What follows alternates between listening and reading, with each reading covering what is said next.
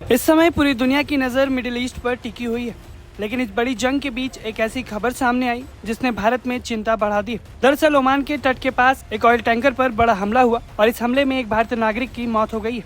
ये घटना उस वक्त हुई जब इजराइल और ईरान के बीच तनाव चरम पर है और पूरे क्षेत्र में सैन्य गतिविधियां लगातार बढ़ी हुई है। रिपोर्ट्स के अनुसार ये हमला ओमान के महत्वपूर्ण समुद्री क्षेत्र में हुआ, जो अंतर्राष्ट्रीय व्यापार और तेल आपूर्ति के लिहाज से बेहद संवेदनशील माना जाता है। यह घटना ओमान के तट के पास पोर्ट सुल्तान काबूस के उत्तर पश्चिम में समुद्र में सामने आई है। जानकारी के मुताबिक मार्शल आइलैंड्स के ध्वज वाला ऑयल टैंकर MKD व्योम मस्कट गवर्नेट के तट से लगभग 52 नॉटिकल मील दूर था। तभी उस पर एक मानव रहित नाव यानी कि अनमैन बोट के जरिए हमला किया गया। इस हमले के बाद जहाज के मुख्य इंजन कक्ष में भयानक आग लग गई और जोरदार विस्फोट हुआ। उस समय जहाज पर कुल 21 चालक दल के सदस्य मौजूद थे। इनमें से 16 भारतीय, 4 बांग्लादेशी और 1 यूक्रेनी नागरिक शामिल है। सबसे दुखद बात यह रही कि इस हमले में एक भारतीय क्रू मेंबर की मौत हो गई। ये खबर सामने आते ही भारत में भी चिंता का माहौल बन गया है, क्योंकि मिडिल ईस्ट में हजारों भारतीय काम करते हैं और कई भारतीय समुद्री जहाज़ों में भी तैनात रहते हैं। घटना के तुरंत बाद ओमान के मैरीटाइम सिक्योरिटी सेंटर ने बचाव अभियान शुरू किया। इसी दौरान पास से गुजर रहे एक व्यापारी जहाज MV सैंड ने तेजी से कार्रवाई करते हुए सभी क्रू सदस्यों को सुरक्षित बाहर निकाल लिया। हालांकि हादसे में एक भारतीय की जान जा चुकी थी, लेकिन बाकी चालक दल को सुरक्षित तरीके से निकाल लिया गया। बताया जा रहा है कि यह ऑयल टैंकर करीब 59,463 मीट्रिक टन कार्गो लेकर जा रहा था। हमले के बाद जहाज को भारी नुकसान हुआ और अब ओमान की रॉयल नेवी इस पूरे क्षेत्र पर कड़ी नजर रखे हुए। ओमान की नौसेना ने उस इलाके से गुजरने वाले सभी जहाज़ों को चेतावनी भी जारी की है, ताकि और भी कोई ऐसा बड़ा हादसा ना हो जाए। यह हमला मिडिल ईस्ट में बढ़ते हुए युद्ध का सीधा असर है। दरअसल इस समय एक तरफ इजराइल और दूसरी तरफ ईरान के बीच हालात बेहद गंभीर बने हुए हैं।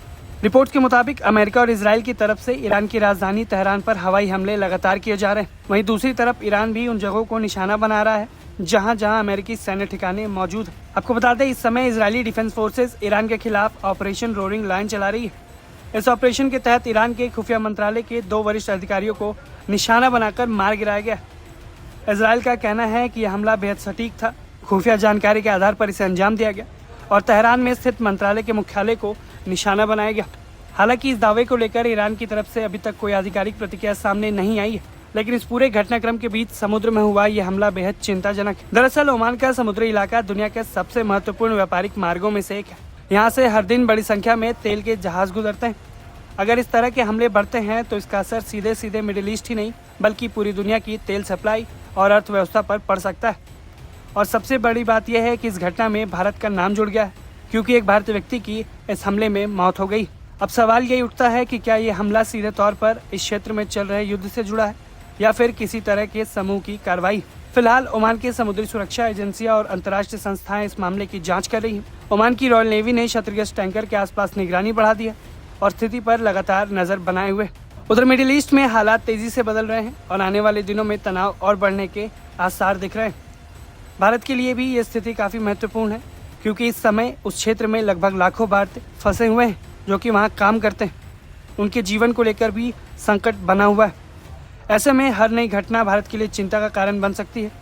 अब देखना यह होगा कि हमले के पीछे कौन है और क्या इससे मिडिल ईस्ट की जंग और ज़्यादा फैल सकती है।